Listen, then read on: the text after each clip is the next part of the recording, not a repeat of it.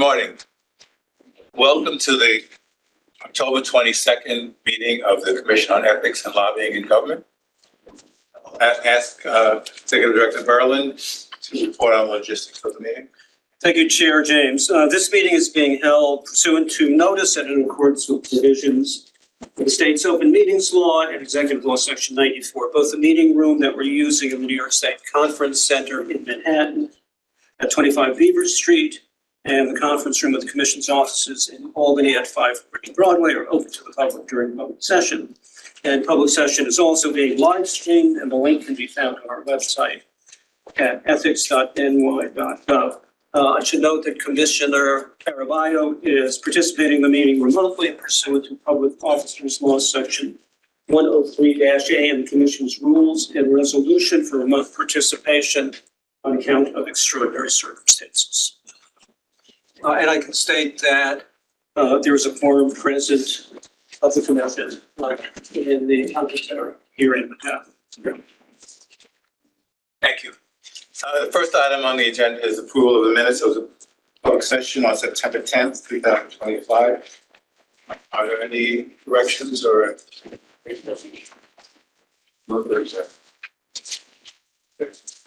Correct.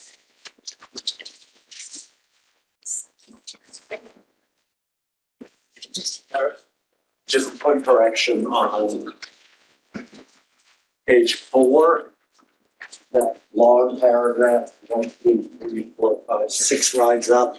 There's a word missing. The word bureaucratic is that must be completed correctly for training, completion, verification. I did give it to you.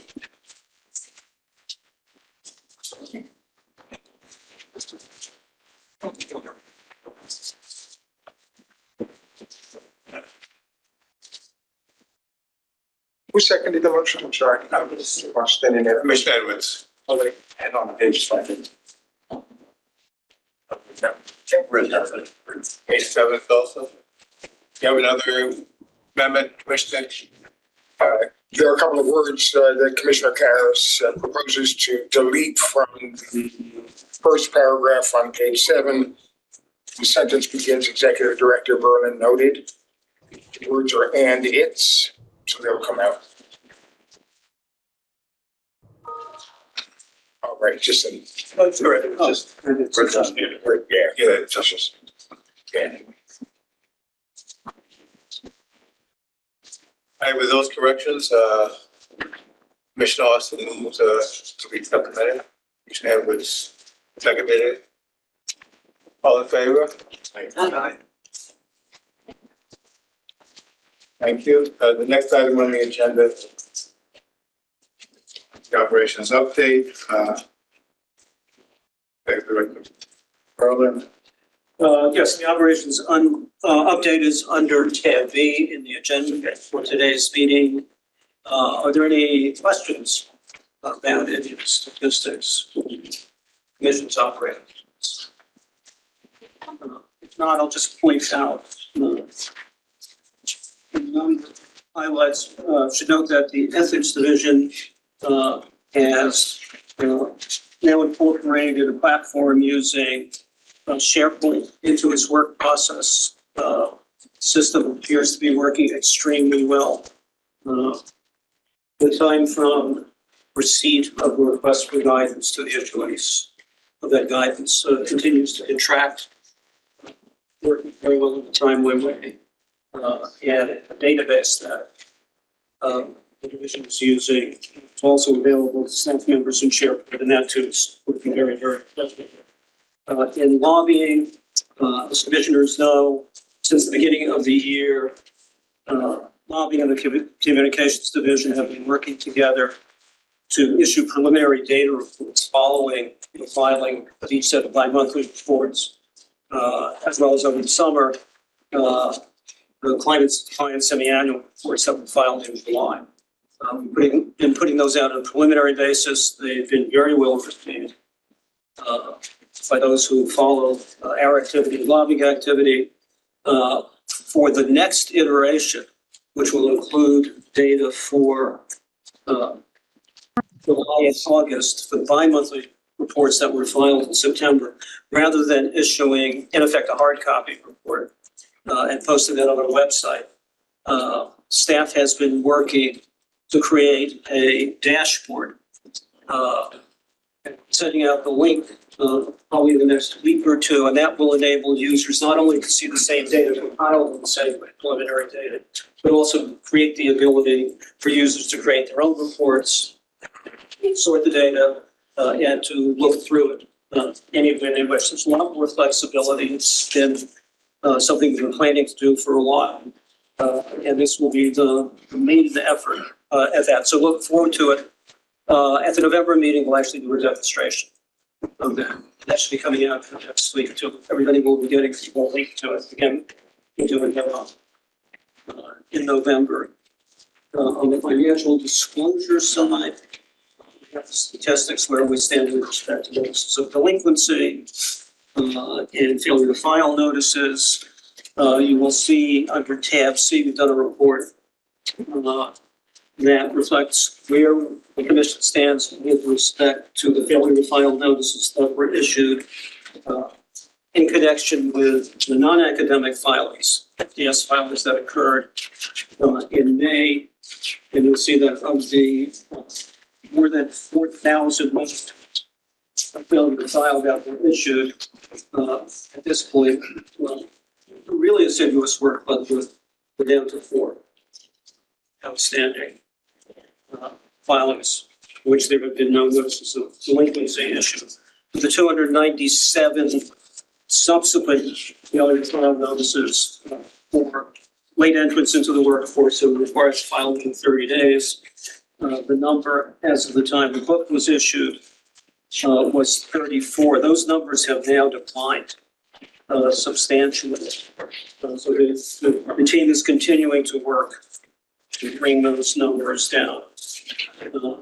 And at this point, an additional 33 have been filed out of the notices of delinquency, the 75 notices of delinquency that were issued for the same period of time.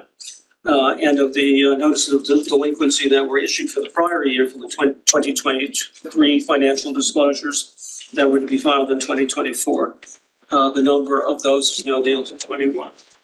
So the group is making very, very good progress. Do we have any hope that we will get those 21 to apply? So Like a year and a half? in some instances, we will discover that folks had left the workforce before and they simply are out of touch. So it's a question of communicating. We find when we follow up that often the email addresses we have are no longer, individuals have left the workforce, left the agency. For whatever reason, we haven't been informed. And they left before the filing was due. So that's just, often find that filers in election years have been placed on the ballot, they say without notice, had no idea they were supposed to file financial disclosure statements, which are due within 10 days after the nomination. So some of those are resolved out. And as to the others, they'll be pursued in enforcement actions and eventually filing or will impose a penalty. So at the next meeting, can you give us a breakdown of what those, any that are left? Vice Grade? Yeah, I can give you the breakdown later in the meeting if you like. Yeah, we do have the breakdown. Those filers. On the training side, an update. As I mentioned before, because the data is due from the agencies, 385 agencies, they have a training responsibility. It's typically during the middle of the month, and that often coincides with and precedes the day when we issue the agenda book. The data often is well incomplete. So you will see that, for example, for August, where we reported a total of about 5,000 total trainings, the number is now up to nearly 17,000 trainings. As of yesterday, the number for September, which was reported last week as under 11,000, is now at 22,955. It's a very substantial increase as the data has come in. And that's again because we cut the data just as it's coming in. In fact, the year-to-date total based on that, is just a hair under 160,000. Up from the 155,750 that was reported in the book. And that brings the total that was reported in footnote 9 up to almost 513,000. And we'll talk about this a little bit later in the meeting as we get to the Education Committee report. We're still anticipating over 50,000 additional filings from the MTA that will filter in as we get toward the end of the year. That will be added to that number. Audit and review. We'll see that no random FDS reviews were completed in September. That's because the random draw was completed prior to September. Another draw is now out, and attention will be paid to those reviews. Same on the lobbying side. The focus of attention for the group now will be on completing the targeted reviews. So they're looking for 99 that they will complete before the next filing comes in. So they work on an annual cycle that begins in mid-May when the non-academic filings come in. It continues effectively through the following May before the next filing comes in. If you're looking at the numbers, we have expanded the group.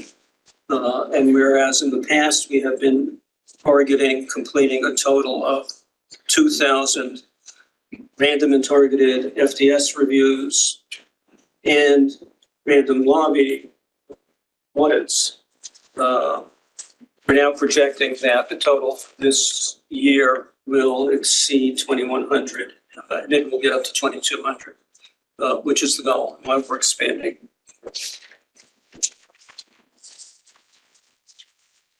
That's what I have. Communications, any questions? Any other questions? Any other questions? Budget update is under, you see that the arc that we're on was expecting cash surplus at the end of the year. So 71,000. That's entirely the effect. Lag time in bringing in new hires. Depending upon where we go in the balance of the year, and we're now second half of the fiscal year. When that number will remain the same, if we get up to full head count, or it will tick up somewhat. To the extent we can, we're paying whatever expenses are in the door in the current year to utilize that. But that's essentially where we're going. With respect to budget for the next fiscal year, 2026, 2027, I emailed to you very preliminary breakouts of the budget. Just going to hand it out. We've done another cut. That cut that you saw by email, and as we discussed with the administration committee at its meeting in September, was aimed at staying within the current year's budgetary appropriation, both with respect to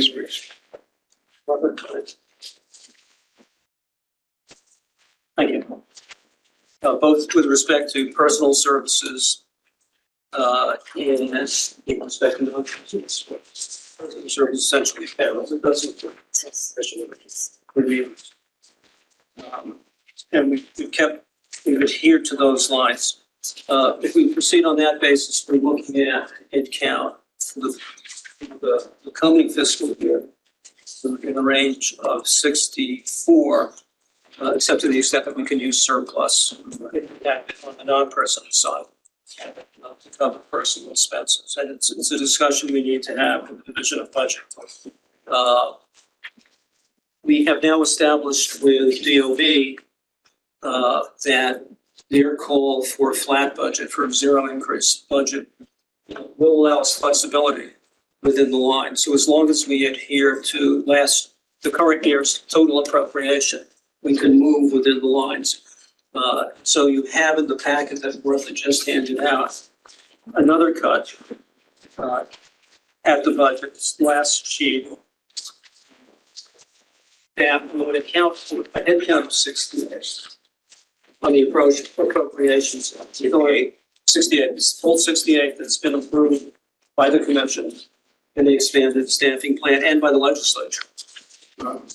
Budgets we've had since 2023. And what we've done is to shift some of the funding that would have gone into non-preventive services into preventive services to do that. We will be doing a further, probably putting in some of the NPS items we've shamed out. And we'll see what that impact is, and we'll circulate that to commissioners. The filings are due on Friday. We have everything here. You just have to do a little bit more massaging. And if I may jump ahead a little bit in the agenda, in terms of the staffing plan, based on where we are now, where headcount, the onboarded headcount of 62. We have 2 additional employees coming in. The BEAs have been approved. We have start dates. Assistant director in the training unit, and for an additional communications specialist in the communications unit. That would bring our headcount to 64. So either variation of the budget will cover the headcount of 64. We have 4 unfilled positions, one in the investigation enforcement group, another one at the FDS unit, and 2 positions in training. And we're going to take a look at how we can titrate between the headcount we have now, the aspirational 68, the budget director's call for a flat budget, and our need to have all the staffing call for budget plan, and to have all the support we need through our non-professional personal services budget. We have prepared a side letter, so we will be asking for the full application. In either case, it's a question where we continue this. Any questions?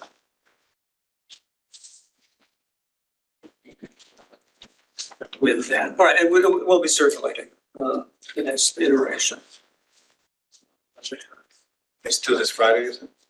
It's due Friday. It's due Friday, and then we'll have meetings are already scheduled. DOB to go over the submission. We want to have a few more discussions with them on some issues.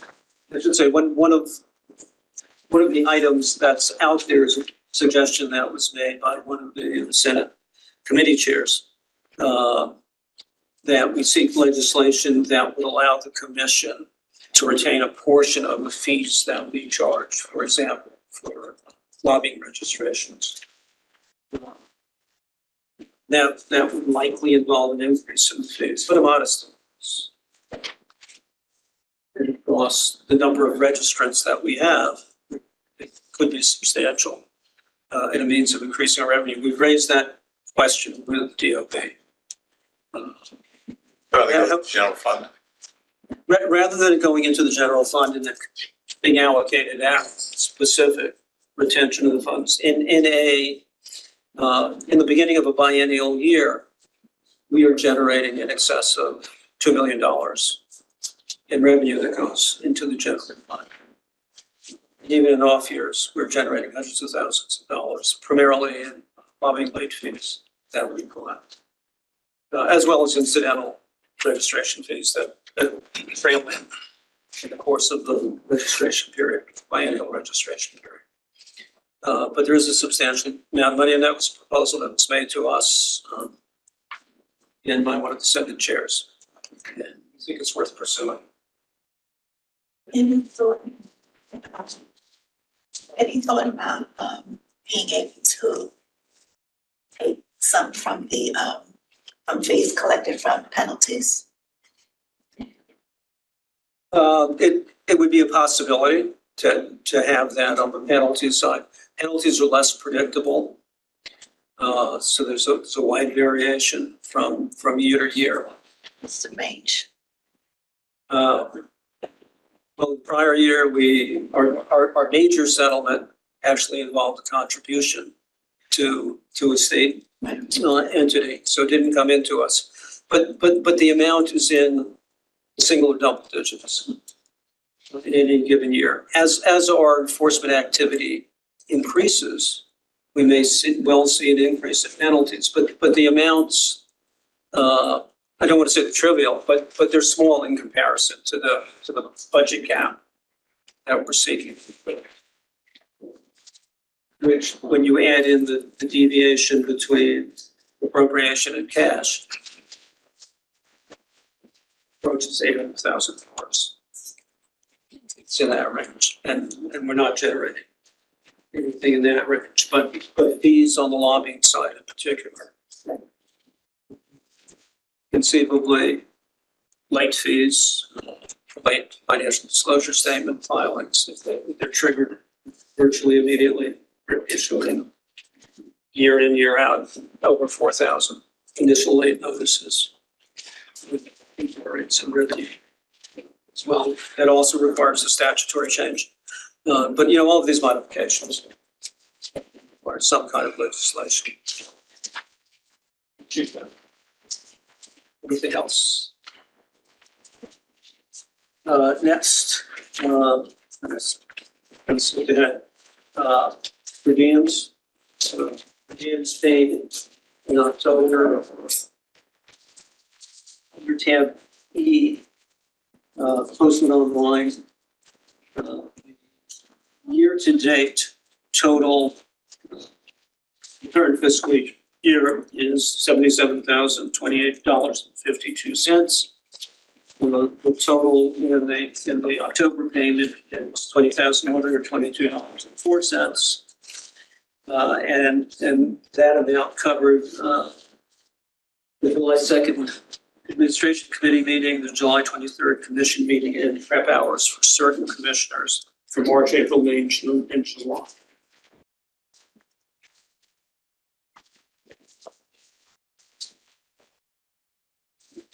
And the next payment will be on or about When? November 19th is the target date. May be paid earlier, but target date is November 19th.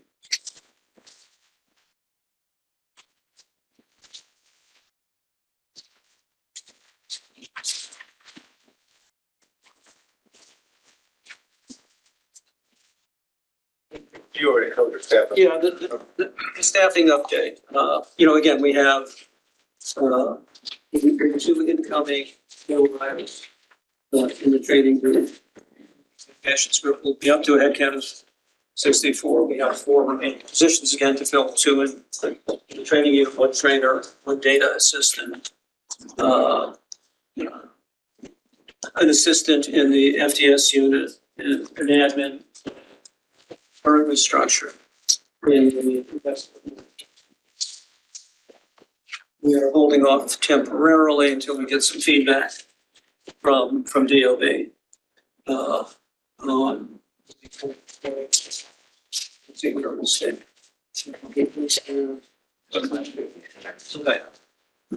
We have 9 EDAs outstanding with DOB. Involving grade changes for a number of employees, and in a handful of cases, raises.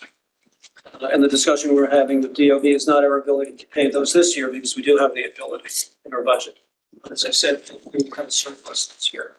The question concerns next year's budget and where those fit. And so that's, we need to conclude that discussion and figure out what next steps are before going any further with those 4 remaining positions. When do you expect a decision? Mariana, Sarah, do you have any sense of when we've responded to their questions? Do they have any sense of when DOB is going to get back to us on the 9 outstanding PDAs? The feedback from DOB was that until we know what the budget for next year looks like is when they'll be able to get back to us on those.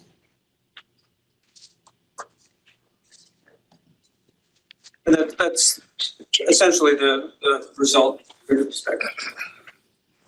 Because again, the question is not whether we can accommodate those within the current budget. It's the future impact.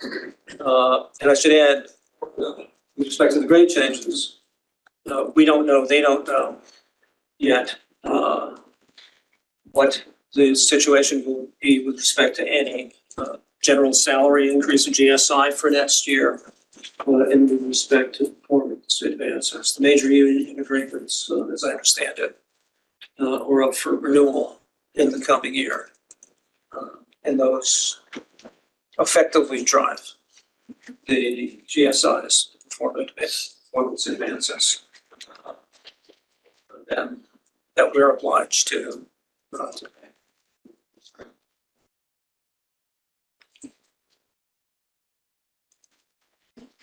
So we'll keep you posted. I just wanted to point out, did you want to go over attachment C? I think we skipped over that. Oh, we may Oh, we not need did, to. yeah. Okay. I wasn't sure if there was more to say. Yeah, I sort of jumped into it and talking about FDSU.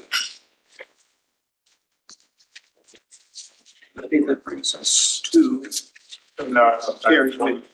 Yep. So chair and committee reports, I do not have a report. Is there any committee report? Education. Yes. Okay. The legislative committee can report that we met on October 7th, following colleagues' public meeting that was held on September 25th. We discussed various proposals that were made during the public meeting and that were part of the comprehensive review that staff did, as well as our 2025 legislative agenda. We will be meeting again on October 29th, and we'll hopefully be presenting our recommendations to the Commission for its 2026 legislative agenda. Any questions? Right. Thank you. And I should say the administration committee met on September 22nd, essentially for staff to present the draft budget proposal at that time. And then circulated the documents to I think everyone. everybody was there. I think so. So I think everybody's familiar with it. So the questions, the same questions, if you have them. The education committee also met on October 7th. Yeah, I'd like to just, before you give the specifics, we did meet on October 7th.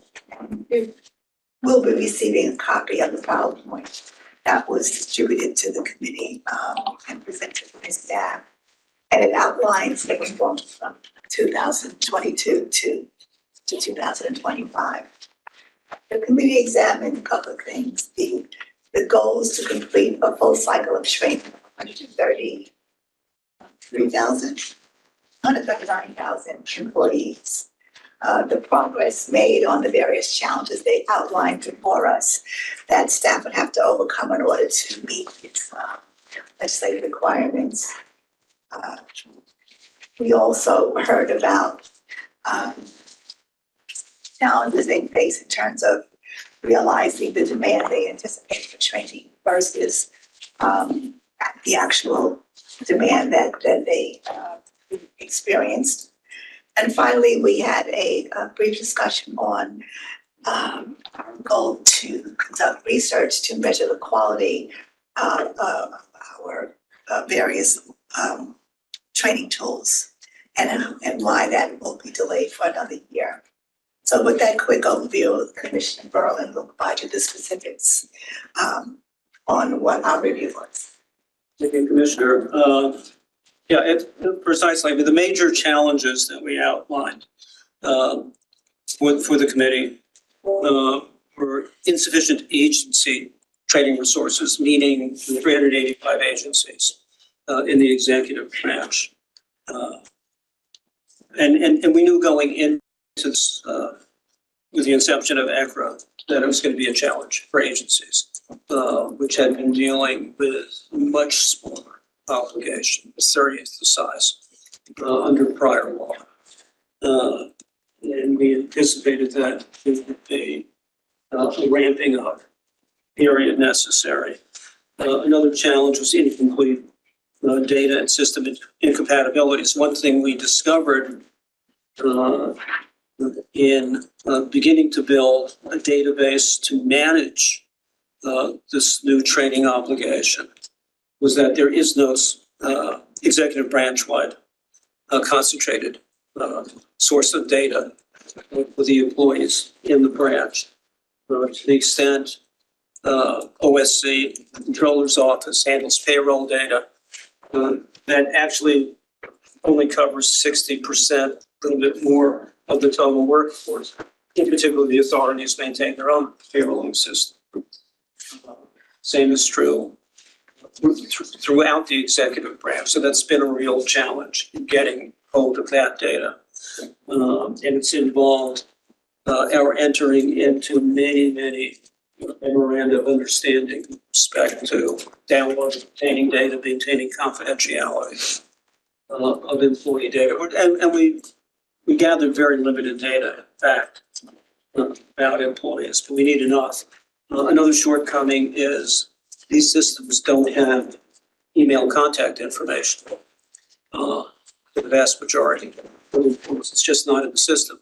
So agencies are maintaining that information separately. We're working with ITS, we work with the agencies to obtain it, but we're still far short having direct contact information for most employees. It's something we're working on. We'll have proposals for requiring registration of employees when they're first onboarded with us, so we can get that information into our databases. There are accessibility issues. Not every agency has the ability to access state learning management system. Again, it's about 60% of agencies who have access to the Office of Employee Relations learning management system. Another problem is underutilization. We provide lots of training, lots of schedule now of live training. And we have several modalities, as we've talked about before, for remote training. It's just not being sufficiently utilized. Our classes, until recently, have been well undersubscribed, starting to pick up. So those are among the challenges we talked about. The greatest accomplishments are, from inception to now, over 500,000 trainings have been administered across the executive branch. It's not where we need to be. We need to have everybody having 2 trainings, and 500,000 is short of that, 12,000. We still have a few months to go. You said 5,000. How many? Over 500,000, 112,000. Like 500,000. Over 500,000, over 500,000 individual trainings have been administered according to our data. That doesn't mean that every employee has received 1 training or 2 trainings yet, but in terms of gross numbers, one of the things we want to measure on the measuring side is whether the existing system at large, that's COLA plus all of the agency ethics officers and their trainers, and the remote means, the on-demand means set up, and train the full workforce every year. Under the statute, everyone in the executive branch workforce has to have an ethics training every year. And the rotation is 1 year live, next year remote. We try to divide the workforce at half. But over 300,000 people need to be trained every year. One of the things we need to measure is whether the system as it exists is capable of performing that many trainings. Our other objective is to train everybody, or see that everyone in the workforce is trained. And we know we're not quite there yet. At the end of the year, we'll have the data, take the measure of it, and in probably the next year, we'll bring in a consultant, budget for a consultant, if that's the appropriate way to go. And see what tools, additional tools are needed, how effective the training is when the mandate is accomplishing its goal. I mean, one thing I'll say, we know from the uptick in guidance requests that the message is being heard, that there are requirements of the State Code of Ethics, Section 73 of the POL, requirements of the Local Hatch Act, and obviously on the lobbying side, we're also doing training not just for lobbyists, but for clients, albeit on a different cycle. There's an awareness now that there are requirements and that it makes sense to reach out to the agency for guidance if you have questions, and you should ask questions. So we know it's having that impact. But you know, the effect on the workplace environment, culture,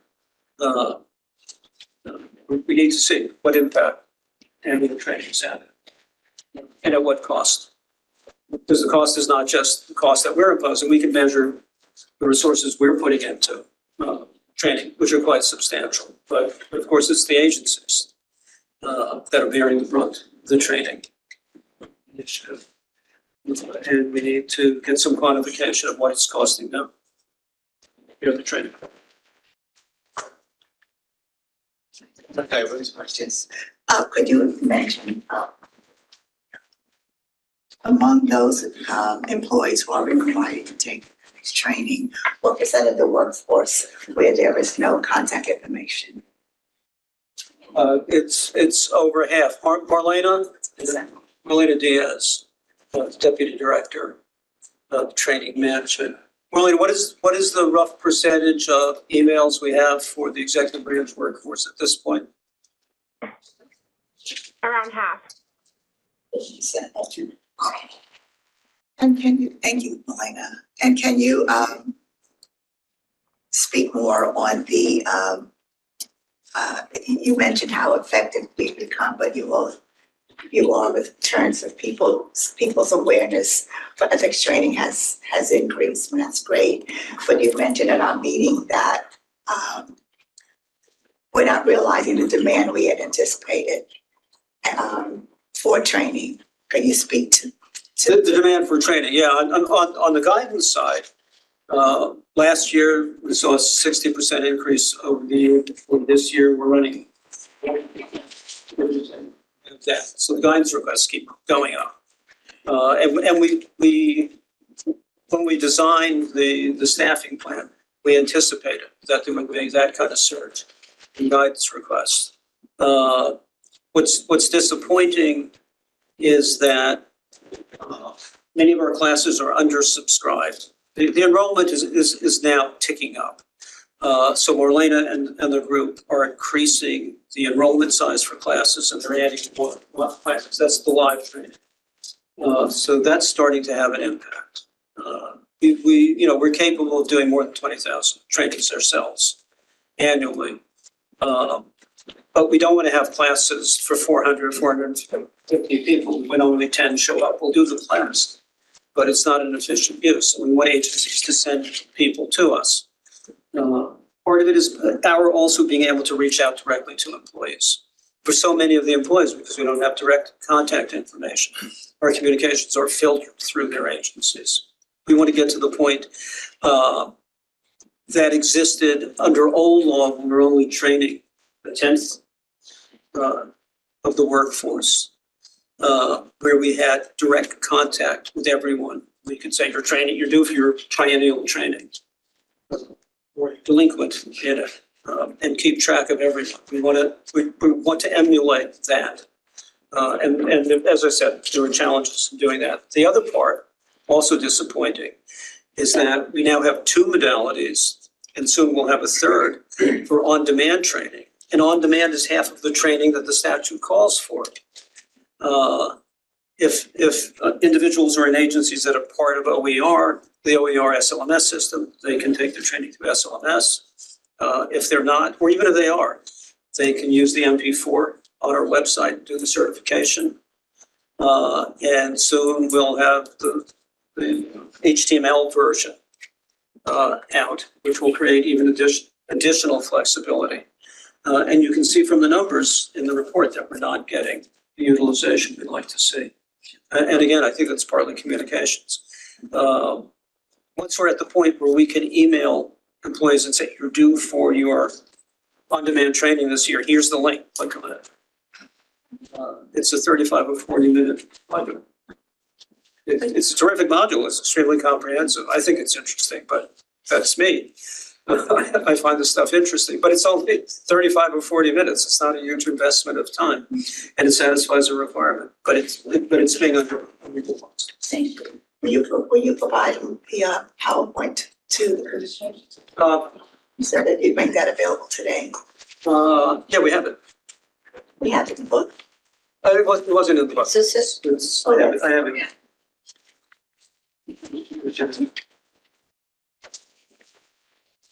Thank you. That's it. In my report.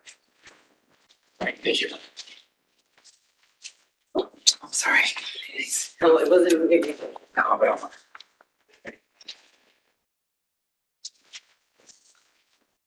And see. All right, the next item is non-legislative proposal that was presented at public hearing. I don't know if we want to discuss them or. We have. Having discussed them, they're in the book, in full and in abbreviated form. Anybody have any questions about them? You know, some we've seen before, the proposal, constitutional amendment to create agency, the constitutional code of conduct. The public research group, also from them. Carol Quayle, Director of Lobbying, and her group periodically work with the New York City Lobbying Bureau on various kinds of coordination of efforts. This is a call for a harmonization, which is not insubstantial undertaking. We have different reporting cycles. Reflect similar information, but not identical information. And they're kind of a subset of us in terms of regulatory work that they do.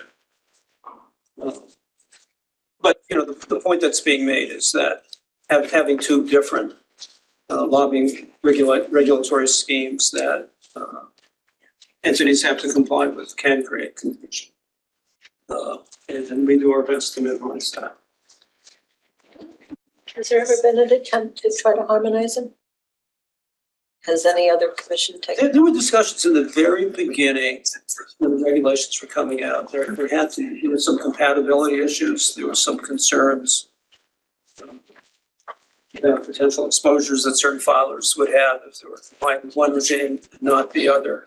And so there were accommodations made. But beyond that, I'm not aware. It may have happened at the legislative end, but it has not in recent years. And we haven't heard major calls for it, frankly. I don't know if Carol, if those 30,000 help desk calls involved. Right, we that. have not, actually. I think everyone, systems. We don't get a complaint on that, actually. Thank you. You know, we certainly know that filers are cognizant that they have two different machines. And they know that we look at one another's data. So they're just certainly mindful of that. We both look for unreported lobbying activities, for example. One obvious place to look is in our respective database. We look for consistencies, but they're not identical, and the cycles are different. They serve different needs. And I think, the legislative cycle in the city is different from the state legislative cycle, too, in terms of the way activity takes place. So, you know, it would be hard for us to adapt to their cycle. We have the bi-monthly cycle, and it works. We don't get lots of complaints about it. But, you know, we understand, and I think from the NIPERC perspective, they're thinking in terms of small filers. I should say, because of another proposal they have about changing the threshold for not-for-profits, we did take a look at the number of entities that fall in between the $5,000 and $10,000 threshold that they're talking about. And looking at not-for-profits, it's a modest group of entities that fall in that category.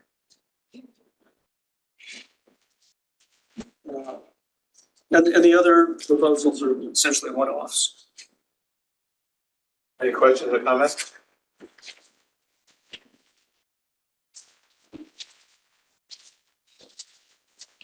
All right, next item is proposed meeting schedule for 2026 through June. So let me ask, this was raised by one of the commissioners. Do we need to have a meeting every month, or would it be acceptable if we met every 6 weeks? Together we get done. You have to meet once in each bi-monthly period under the Lobbying Act. So it should work. I mean, we'd have to look at the dates to make sure we're having a meeting, but the 6 week cycle should work under the I guess ECRA, we have to meet at least quarterly. The Lobbying Act requires bi-monthly meetings. the media agenda just seems to be full every month. We're fighting to end it on time. And I'd like to know why we're raising the question now. Well, I think sometimes the meetings are a little long. I think we, Which ones have ended at 3 o'clock? Well, yeah, Which one? we had a few earlier this year that ended like at 2:33. I think we tend to fill the space, actually. I did. Oh, No, you you know, we fill the space because it's there. And it seems to me if we did have a heavy agenda and we knew at the outset that it was likely to take longer than others, How do we know that? well, I think typically when we look at the materials, we can sense whether or not it's a heavy agenda or not. At least I get it. Some of we, 5 days before the meeting. Well, all I was going to suggest is that we tend to start at 10. Could we start at 9:30? Could we understand that? Could we go? Yes, I know I very much want to make the 4:45 train today, but if I don't, it seems to me there's enough flexibility in the time that if we really were going long, I think we could either go as long as we need to or decide to put something over, depending on what the matter is. So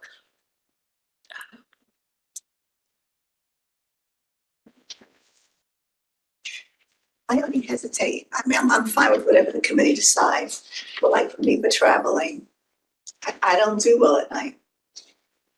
I don't do well in the dark. You know what I mean? well, I agree that becomes a problem with I don't do well in the dark. the meetings from now until March, Yeah, I mean, it's always going to be dark, finish no matter. We get out at 4, it's daylight to get to the train station. The one other thing to be mindful of is for certain activities, particularly in the investigation and enforcement side. Again, On investigations and enforcement, approval of post settlements, for example, could be time sensitive. We can always call a special meeting if that becomes necessary. But the open meetings law does require currently that we have a quorum of commissioners in one or more places open to the public to do that. And those, it's hard to predict, with that. With the issue or not. Well, let's plan, we have a meeting scheduled in, whether we're in October, November, December.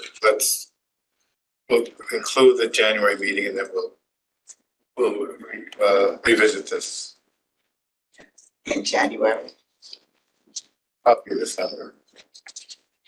so we're not gonna vote on this now. And one thing we could do from a staff perspective, well, I don't know how realistic it is, we can keep track of the work that's building up for a given meeting, and if there's no urgency with respect to what we see on the potential agenda coming up, if matters can be carried over to the following meeting, so that would mean going, 2 months between meetings potentially. Okay, So I don't know how realistic that is. We might end up with. so between now Very long meeting. and, well, maybe in the next week meeting, we can talk about it. Take a look at what was required for our meetings within the bi-monthly period to make sure that we can work. I ask a suggestion?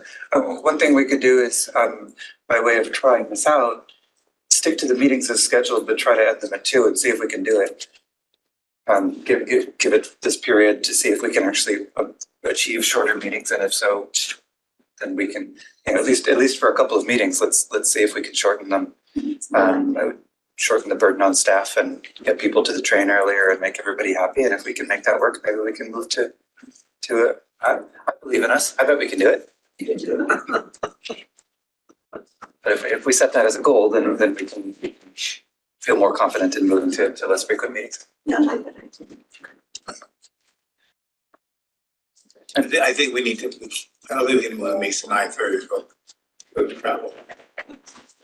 There's staffing issues I think that we've talked about before with moving it, but I think we need to, I don't think we should start at 10. I think we continue to start at 10. I'm sorry, Chair, I'm having a hard time hearing you. Sorry, I'm losing my voice.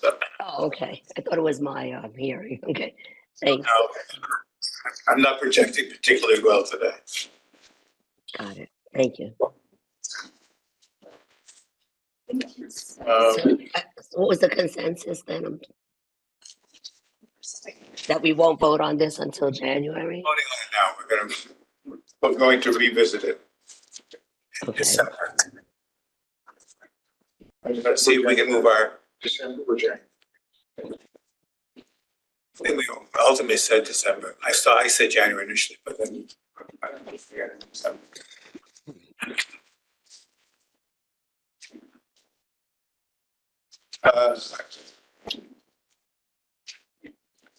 Is any new and other business? Is there a motion to enter into executive session to discuss matters concerning employment of personnel, pending litigation and investigative enforcement, and other matters that confidential pursuant to section 94 of the executive law and section 105 of the law. Commissioner Karas, Commissioner Goldwagger seconds it. All in favor? Aye. Now on to executive session.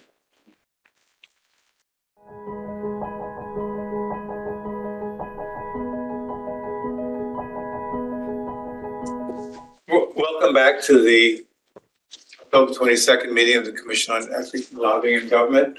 I ask Executive Director Sanford to read a report of the work that we did in the executive session. Thank you. In executive session, the commission discussed matters related to litigation and legal advice. The commission discussed a request for informal guidance. The commission discussed personnel matters. The commission approved two proposed settlement agreements in investigative matters, and the commission closed 22 investigative matters and addressed several other investigative matters. Thank you. Is there any new business? Move to adjourn. Mr. Dawson, move to adjourn. Second. All in favor? Aye. Okay, thank you.